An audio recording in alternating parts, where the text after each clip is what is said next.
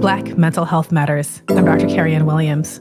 I'm a psychiatrist practicing in Massachusetts, and this is a podcast about everything related to mental wellness in the Black community and beyond.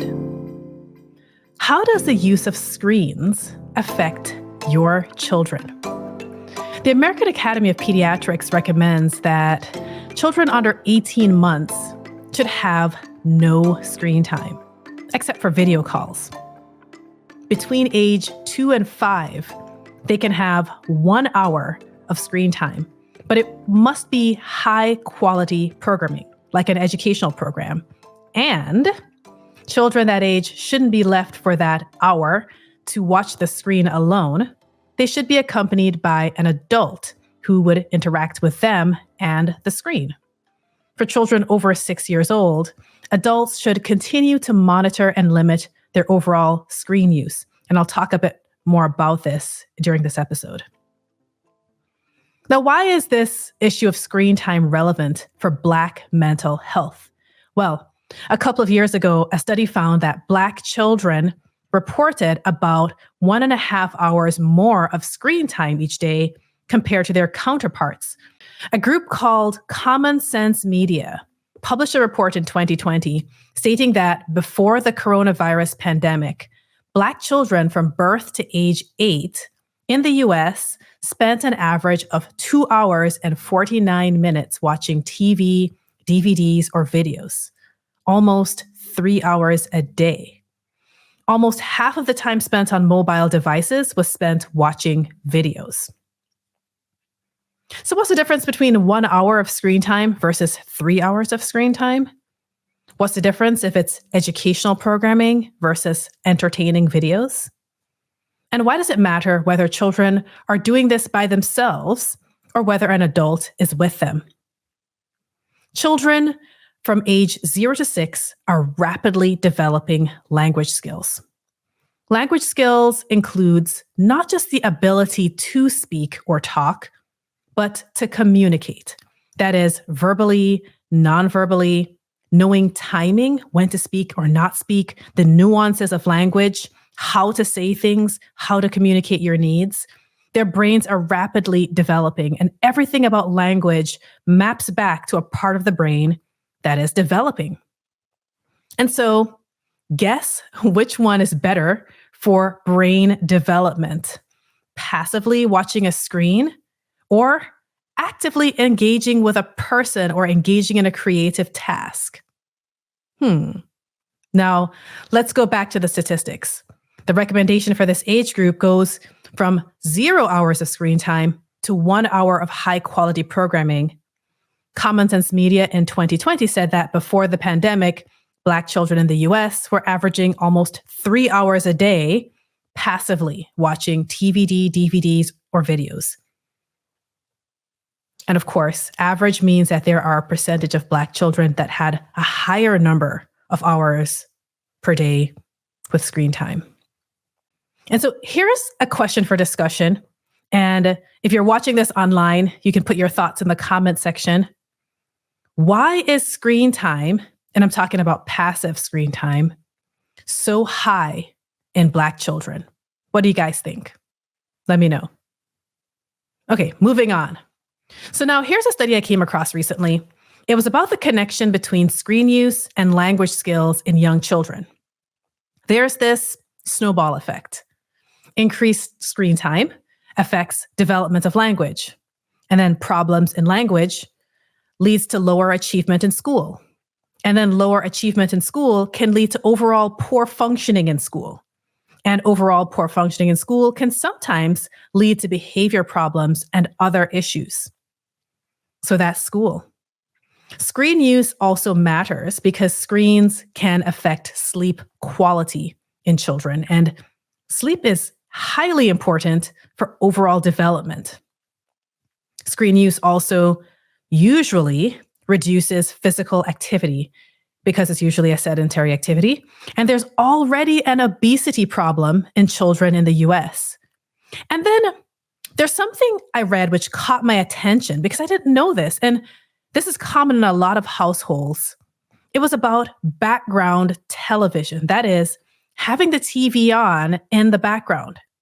There were 5 studies altogether that found that having TV on in the background, was associated with decreased language skills. So thinking about the youngest ones, again, age 0 to 18 months, where the Academy recommends no screen time except for video chatting, turn the TV off in the background or try to minimize the unnecessary background TV. And that could be a real shift for some households. So what about educational TV? The good news is that educational or high quality screen time does have a positive effect. And if an adult is present with a child during their screen time, that also has a positive effect because the adult may ask questions, explain certain things, and promote some conversation. But the benefits related to screen time are greater the older the child is. The older they are when they first start screen time, the better their language skills will be. And when I say older, I'm talking about going from like 18 months to like 24 months before starting screen time. There are reasonable educational programs on screens, and a lot of learning in schools happens on screens. So screens themselves are not the enemy. The enemy really is the passive use of screens and the very, very early use of screens that has the greatest negative impact. There's a thought that this passive screen time can replace the time that they would have spent developing other important skills. Now, here's something else that people don't talk about much. Sometimes the passive use of screens to watch videos or scroll social media is serving a purpose of coping with the stress of life, coping with emotional problems. In adults, it is sometimes a form of numbing, but we don't want that for our children. When it comes to children, it's important to remember that children of all ages are learning for the first time how to solve problems and how to cope with their emotions. And so is it possible that passive screen time could be somehow taking away some of that opportunity for our kids and teens to learn how to manage the stresses of life in healthy ways? Again, if you're watching this podcast, comment below and let me know if you think that screen time in teens and kids could possibly reduce the opportunity for healthy coping with stress and promote emotional numbing through scrolling through social media a little bit too early in life. Or let me know if you feel like that's actually helpful for coping, that it's, the distraction is helpful for coping. I'd be curious to know your thoughts. All right, so what do we do about all of this? What are some easy ways to limit screen time? Number 1, as the adult, you have to set the example.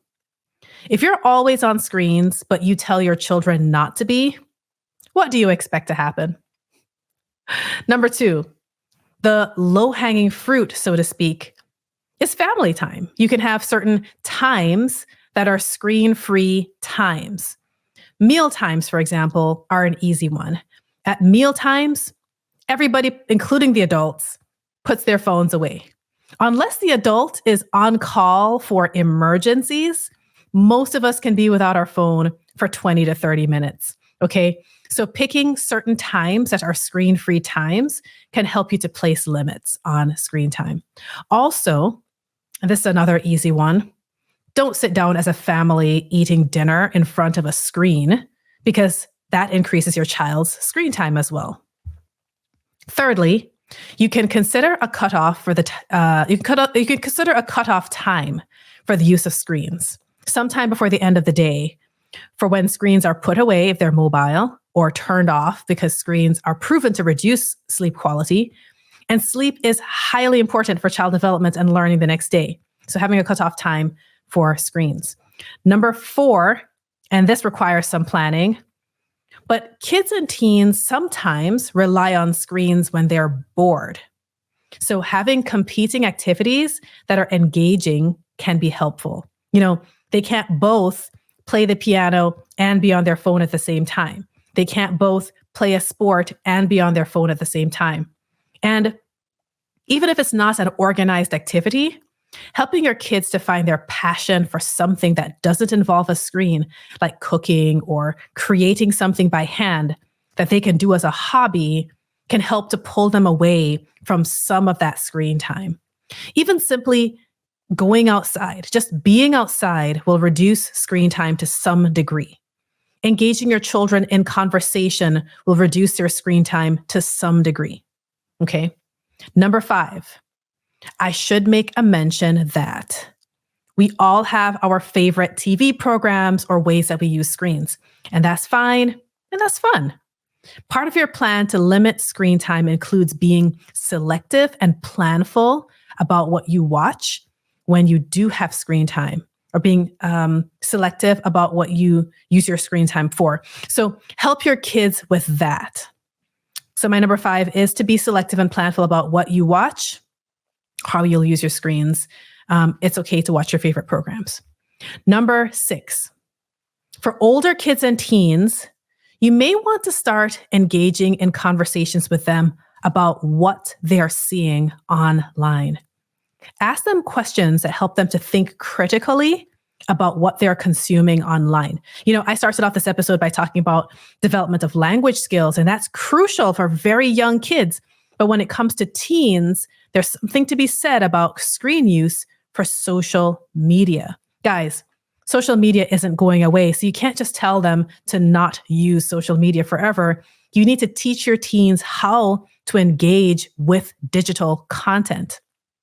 When it comes to older kids and social media, we're venturing from language skills to the social effects and the emotional effects of screen use, given their stage in life of developing their emerging worldview and their perspective and their understanding of who they are and how the world works. So then, there's a recommendation to limit screen time, yes. But then there's also attention that needs to be paid to responsible social media consumption. So older kids and teens need to be taught responsible and critical engagement with online content, and you can help them you can help to facilitate that by asking questions and talking with them about what they see online. So number 7, and my last tip for managing screen time, is to check out the resource Common Sense Media. They are a group dedicated to making media safe for kids. So the website has a lot of information and resources that can help you to make informed decisions. And that's it for the show today. How much screen time do your kids have? Listen, I shouldn't have to tell you this, but don't put a television in your child's bedroom. Don't do it, especially if they're very young. Thanks for listening to the show today. Take care and have a great week.